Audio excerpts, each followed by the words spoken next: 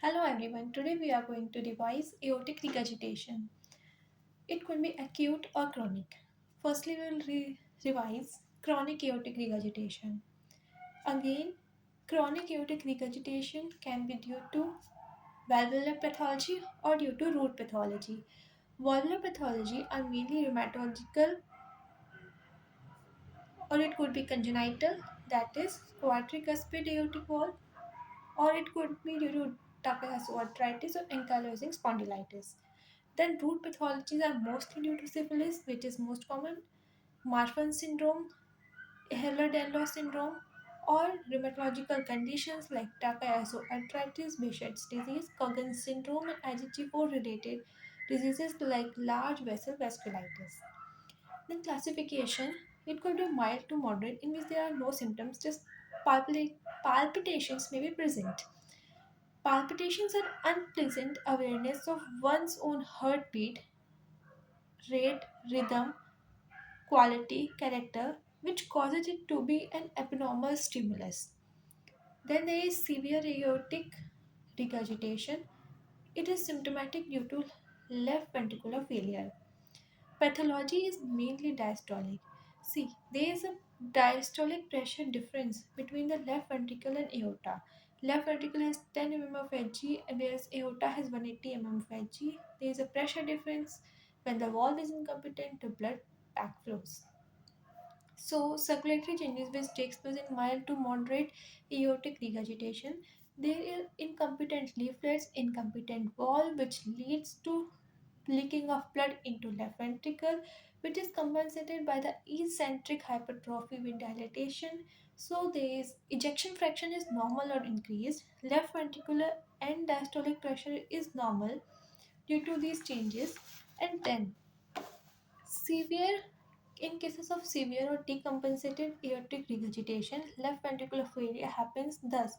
The ejection fraction is normal or decreased. Ejection systolic volume is increased. And left ventricular and diastolic pressure is increased, which leads to increased left atrial pressure and dyspnea. Now, the effect on the circulatory parameters, preload, is increased because now the blood is entering from two places in the left ventricle, firstly from the left atria to left ventricle, and then it also regurgitates from aorta into the left ventricle. Systolic afterload is directly proportional to the systolic bp. Since increased blood is entering left ventricle, there is more stretching, there is more contractility according to the Frank Starling law. Therefore afterload is increased. Diastolic bp, it may touch rock bottom because of regurgitation of blood from aorta into left ventricle. Diastolic BP is directly proportional to the BP in aorta. Pulse pressure. Systolic blood pressure minus diastolic blood pressure. Systolic blood pressure is increasing. Diastolic may touch the rock bottom, so there is a wide pulse pressure. Signs of wide pulse pressure, Hill sign. It's the surest sign. Lower limb BP minus upper limb BP is more than 20 mm of Hg. Lincoln sign. Prominent popliteal pulsations are present. Then there is nocturnal angina. See, when we are resting or when we are sleeping, there is bradycardia. There is more time for diastole, which worsens aortic regurgitation, increased blood stolen from coronaries, which leads to angina. Then, if there is vasoconstriction, there is increased aortic pressure, increased aortic left ventricular pressure gradient, increased regurgitation. So, strict PP control is required in cases of aortic regurgitation.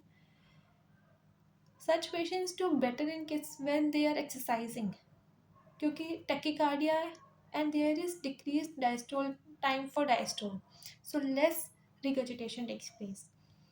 Now, in cases of aortic regurgitation, what symptoms are present? Angina, dyspnea, and palpitations are present.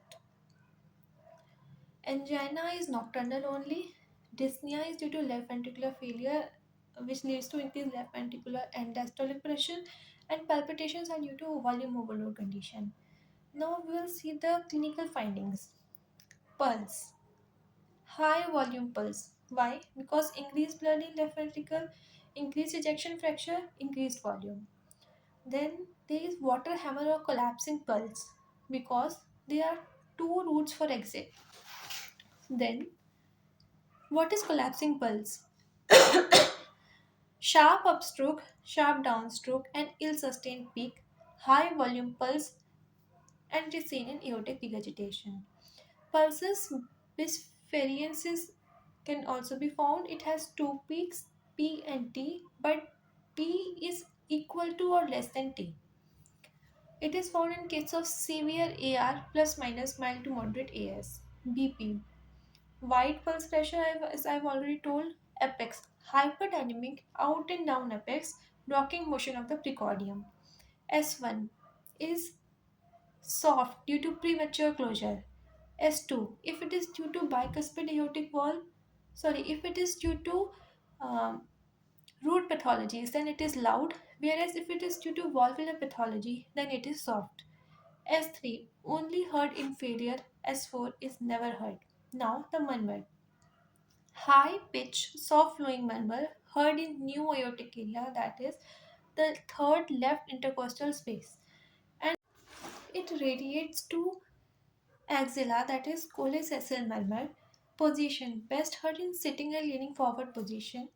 And early diastolic decrescendo murmur is also found, which is heard best with the diaphragm of stethoscope in the expiration position, and it radiates to leaflets. Key Hodgkin's murmur. Associated murmurs. Ejection systolic murmur heard at the base of heart. It is transmitted along carotids. Then Austin Flint murmur. It is low pitch mid diastolic murmur due to displacement of the anterior mitral leaflets by regurgitant jet, auscultatory event intensified by hand grip. Then peripheral signs, I'll just name the signs: Corrigan sign, Alfred-Demazet sign, Randolphi sign, Muller sign, Becker sign, Rosenbeck sign, Gerhardt sign, Quincke sign, Lighthouse sign, Traube, Dorozes, Hills, Waterhammer pulse, Mahan sign, Lincoln sign, Sherman sign. Now, management. If there is symptomatic AR, or if there is asymptomatic severe AR, that is left ventricular failure but the person is asymptomatic, there is 55-50% rule, that is ejection fraction is less than 55%, or if left ventricular and diastolic diameter is more than equal to 50%, then aortic valve replacement surgery is done. Causes of acute AR: aortic dissection, there is chest pain, infective endocarditis, rupture of sinus of Valsalva, right heart failure, trauma. In this, there is aortic regurgitation, no time for any kind of adaptation to take place, increased left ventricular and diastolic pressure, increased left atrial pressure, more than 25 mm of Hg. This leads to development of the acute pulmonary edema and left ventricular failure.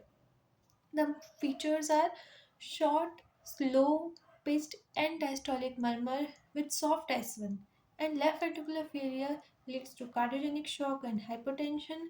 Treatment: definitive. Immediate surgery should be done. Awaiting surgery: nitroglycerin, nitroprusside, inotropes. Decrease aortic pressure. Thank you.